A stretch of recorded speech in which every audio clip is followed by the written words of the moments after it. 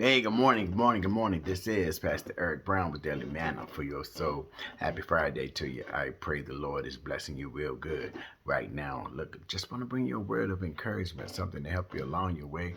And today, that word is the danger of the wrong thought process. Oh, there are times when you can study long and study wrong. There are times when we can come up with our own thoughts and our own ways, and we end up going the wrong way.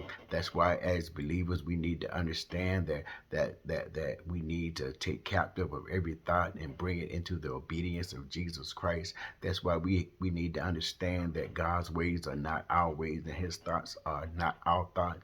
That we need to let Him lead us and guide us, and we need to line our thoughts and our thought processes up with His. Because I'm here to tell you that the Lord knows the way.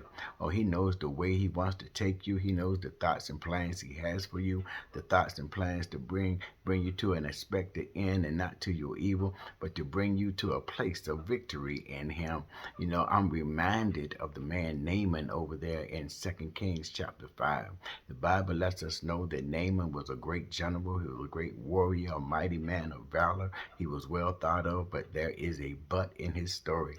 And that but Naaman was a leper. That meant Naaman had an incurable disease. He had a disease that was going to eat up his flesh. He had a disease that was going to cause him to be an outcast, to be ostracized from his family, from his city, from his country.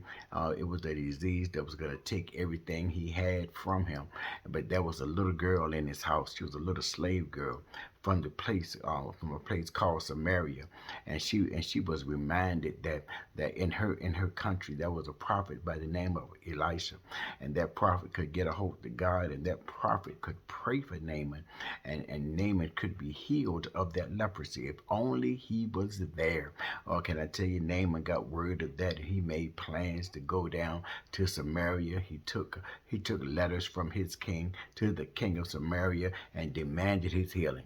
And that King of Samaria looked at him and was like, "Man, I can't do this. I have no power to do this." And he began to tear at his clothes and to be very distraught because he didn't know what to do. But there was a prophet in the land, and his name was Elisha. And Elisha got word of what was going on, and Elisha sent word to the king and to Naaman to tell Naaman to come on down to my house. Come on down to me, and he will know that there's a prophet in the land. And so Naaman gathered up all his entourage and he went on down to the prophet's house. But what Naaman thought was that the prophet was going to come outside and give him an audience. What Naaman thought was that the prophet was going to come and lay hands on him and say some great prayer over him to see him get his healing. That's what Naaman thought. But can I tell you, that was the wrong thought process. And let me tell you, because what Elisha did was send his servant out to give Naaman some instruction. Told him to go down to the old muddy Jordan and to dip 7 times, to bathe 7 times, and when he bathed on the 7th time, he would be healed. Don't you know that because of the way Naaman was thinking, Naaman was upset, Naaman was bothered, Naaman felt disrespected because the prophet didn't come out. He thought the prophet was going to come out. He thought the prophet was going to pray over him. But instead, the prophet sent his servant and told Naaman to go and bathe. Or can I tell you, Naaman was so upset. And he was so upset because of the way he was thinking that he was ready to go back to Syria and go back without his healing. I'm so glad somebody got a hold to him and told him something different. And told him, said, "Look, he didn't ask you for any great thing.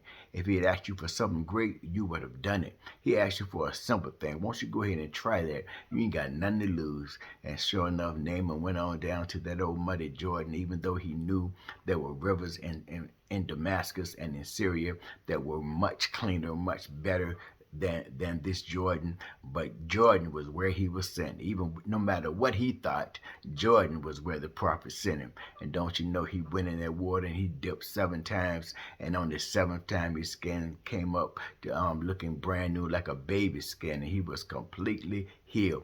It didn't matter what he thought. It didn't matter what he was thinking. Only thing that mattered was that he decided to be obedient. Or he got rid of that stinking thinking. He got rid of that thought process that he had that was not right, that was not that was not benefiting his situation. And when he got rid of that thought process, he was able to get his healing. I just want somebody to be encouraged today and know that because of the way you think, that's why you are where you are. If you would change that thought process, if you would change your way of thinking to line up with the word, if you would change that way of thinking to take yourself out of that danger zone. Because see, bad thinking is a danger zone. Bad thinking will prevent you from getting your blessing. Bad thinking, the wrong thinking, will cause you not to get your healing. The wrong thinking will cause you to walk by sight and not by faith. When we know it, in order to please God, we have to have faith. And God wants us to walk by faith and not by sight. But when we think the wrong way, we're gonna end up going the wrong way. And when we go the wrong way, we're gonna end up getting the wrong results. But I'm here to tell you right now, I'll turn that around. Change the way you think.